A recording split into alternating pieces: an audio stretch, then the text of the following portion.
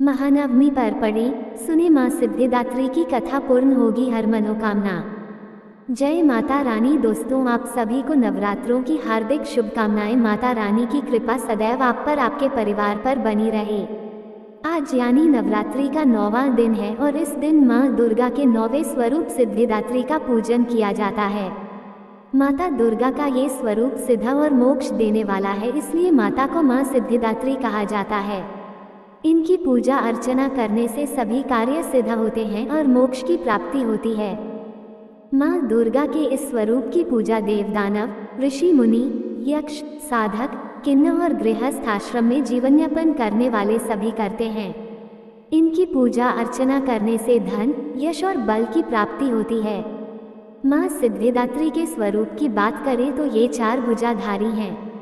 एक हाथ में कमल पुष्प तो दूजे में गदा धारण की है, वहीं तीसरे में चक्र तो चौथे में शंख धारण की है। सिंह उनकी सवारी है। माँ सिद्धिदात्री समस्त संसार का कल्याण करती हैं, इसके लिए उन्हें जगत जननी भी कहते हैं। ग्रंथों, वेदों, पुराणों एवं शास्त्रों में माँ की महिमा का वर्णन निहित है। मार्कंडेय पुराण में माँ की महिमा का गुणगान विशेषकर है। मार्कंडेय पुराण में माँ को अष्ट सिद्धि भी कहा गया है। इसका अर्थ यह है कि माँ अनिमा, महिमा, प्राकाम्य, गरिमा, लघिमा, प्राप्ति, ईशत्व और वशित्व अष्ट सिद्धि की संपूर्ण स्वरूपा हैं। अगर आप भी माँ सिद्धिदात्री की कृपा के भागी बनना चाहते हैं तो आज विधि पूर्वक माँ सिद्धिदात्री की पूजा करें। साथ ही पूजा के समय व्रत कथा का पाठ अवश्य करें या कथा को सुनें। इस व्रत कथा को सुनने मात्र से साधक की हर मनोकामना पूरी होती है। सिद्धिदात्री माता की पूजन विधि और व्रत कथा क्या है, तो आइए जानते हैं। आइए सबसे पहले सुनते हैं माँ सिद्धिदात्री की व्रत कथा। पौराणिक कथा के अनुसार भगवान शिव ने माँ सिद्धिदात्री की कठोर तपस्या कर 8 सिद्धियों को प्राप्त किया था। माँ सिद्धिदात्री की अनुकंपा से ही भगवान शिव का आधा शरीर देवी हो गया था और वह अर्धनारीश्वर कहलाए। माँ दुर्गा के 9 रूपों में ये रूप अत्यंत ही शक्तिशाली रूप है। कहा जाता है कि माँ दुर्गा का ये रूप सभी देवी देवताओं के तेज से प्रकट हुआ है।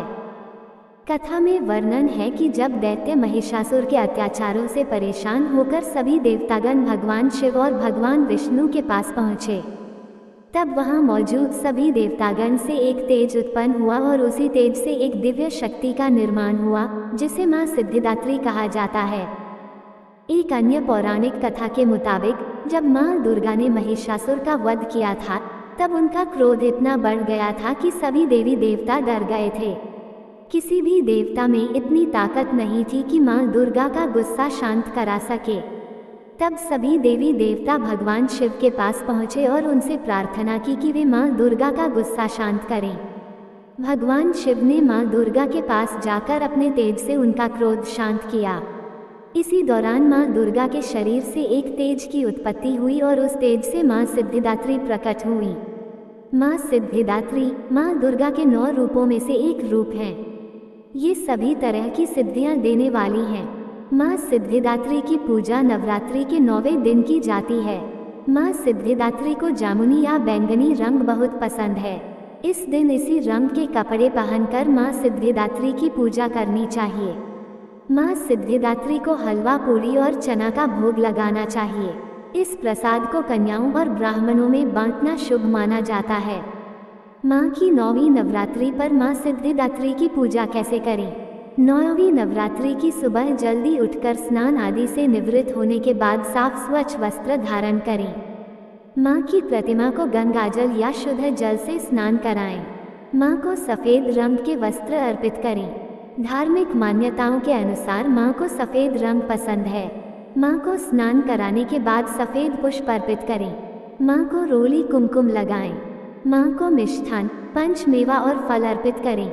माता सिद्धिदात्री को प्रसाद, नवरस युक्त भोजन, 9 प्रकार के पुष्प और 9 प्रकार के ही फल अर्पित करने चाहिए। माँ सिद्धिदात्री को मौसमी फल, चना, पूरी, खीर, नारियल और हलवा अति प्रिय है। कहते हैं कि माँ को इन चीज़ों का भोग लगाने से वह प्रसन्न होती हैं। इस दिन माता सिद्धिदात्री का अधिक से अधिक ध्यान करें। माँ की आरती भी करें। नवमी के दिन कन्या पूजन का भी विशेष महत्व होता है। इस दिन कन्या पूजन भी करें। दोस्तों, ये थी आज की माता रानी के 9वें स्वरूप मां सिद्धिदात्री की व्रत कथा, उनकी पूजा विधि, महत्व और भोग की जानकारी। आपको हमारी वीडियो अच्छी लगी हो तो वीडियो को लाइक करें, चैनल को सब्सक्राइब करें, कमेंट में जय माता रानी जरूर लिखिए। माता रानी की कृपा सदैव आप पर बनी रहे। राधे राधे दोस्तों।